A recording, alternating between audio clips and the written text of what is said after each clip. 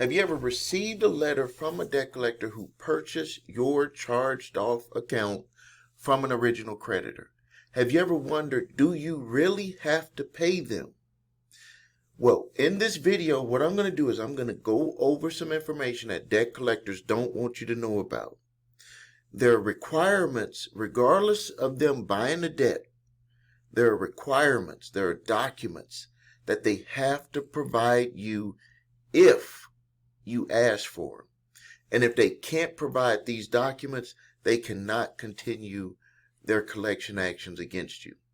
Now, I'm not here to tell you that it's going to be easy. It could be a lot of back and forth, but I'm going to give you the foundation of the information that you can use to potentially stop a debt collector from coming after you who has purchased your charged off account from the original creditor, and it does not matter how big the debt is. So now, the first thing that you need to ask for when a debt collector sends you that debt demand for payment debt letter, which is a dunning letter, and it's actually not a bill. It's actually giving you the opportunity to dispute the debt. So this is what you want to put in your quote-unquote debt validation letter back to them.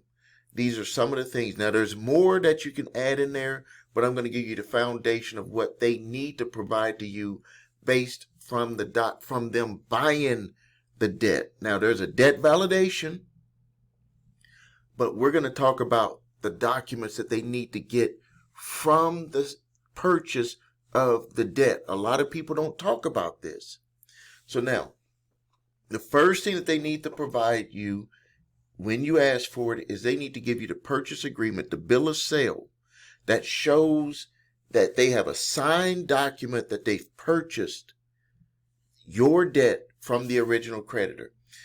This is a legal document showing that the debt was sold by the original creditor to the debt buyer. It needs to have that debt buyer's name on there who is sending you that dunning letter.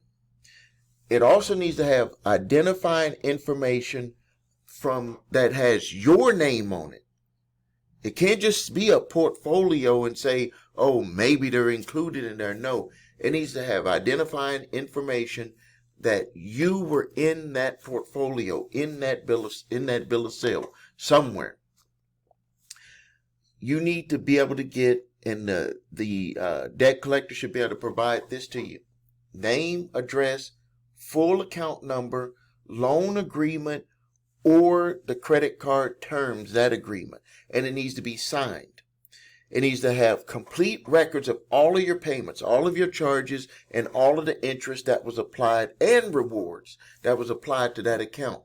Think about it. If they've purchased your old account, that makes them the owner of the account.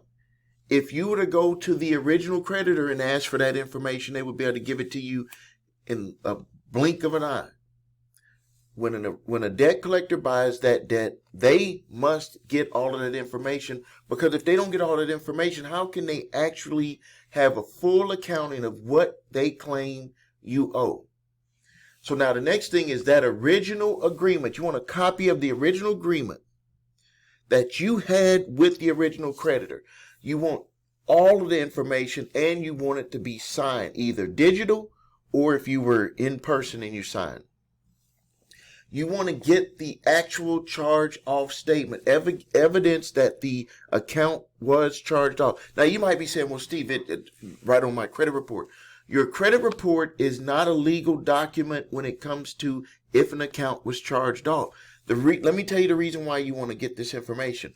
Because what if they filed a 1099-C? Then they could be double dipping, where they did a 1099-C.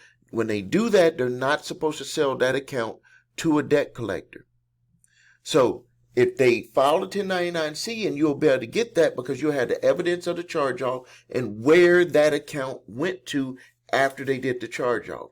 Now, just so you know, an account must be charged off, like a credit card must be charged off if it has no payments for up to 180 days or 180 days. For most loans, for 3 months. of no payments, legally they must be charged off. From that charge off period, it kind of sits in limbo depending on what the company wants to do. Some companies, they sell them. Some companies, they collect on them, which they'll hire an attorney and collect on them. And some companies will just do a 1099-C, which is tantamount to debt forgiveness, and then they want you to put that as income on your taxes.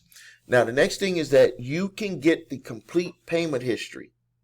Just like I just said, you want full payment history. If they purchase that account and they're saying that they're the owner of that account, that means that they must have had all of the information transferred to them upon your request to prove the amount that they're claiming that they claim that you owe. This will also prepare you if they decide to try to take you to court. The next thing is you want any notices, copies of any default notices, late payment notices, final demand letter issued by the original creditor. You want that information because, number one, you're going to be able to see if the amounts that they're claiming is the right amount. You're going to be able to see if they tacked on a whole bunch of fees and interest that you were not aware of. You'll be able to see everything that the debt collector is trying to hide from you. So the number one thing when you're asking for this is you have to state to them, because they will try to send you just a couple of statements. You have to state to them and you have to demand it that they give you this information, all of this information, that they are not allowed to just give you little pieces of stuff, because if their documents don't match, and they're supposed to get all of those documents, if their documents don't match what they're trying to collect from you, then there's a problem. The next thing is a chain of custody.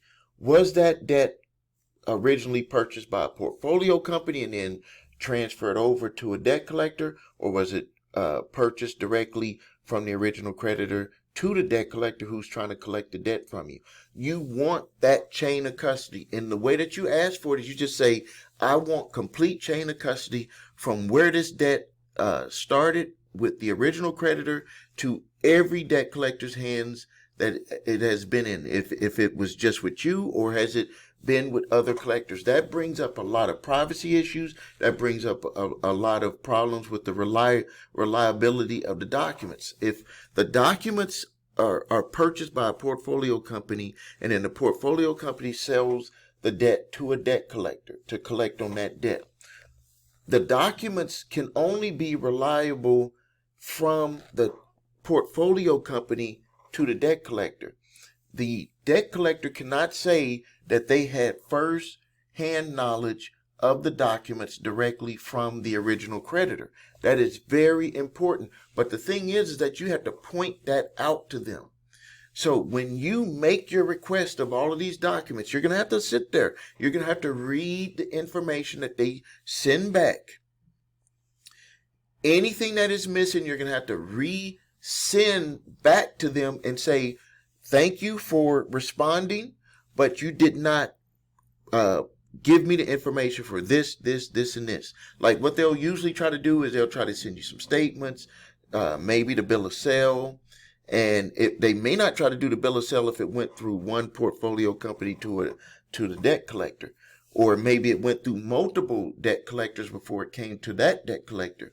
All of that stuff is important, but when you get that response, and I talk about this a lot in my office with my employees, when we send out to these furnishers, these debt collectors, and we get the information back, right there is when the work really starts, because then you're going back and forth and you're saying, hey, you did not put all of this information that I requested of you, and you have to give that information to me.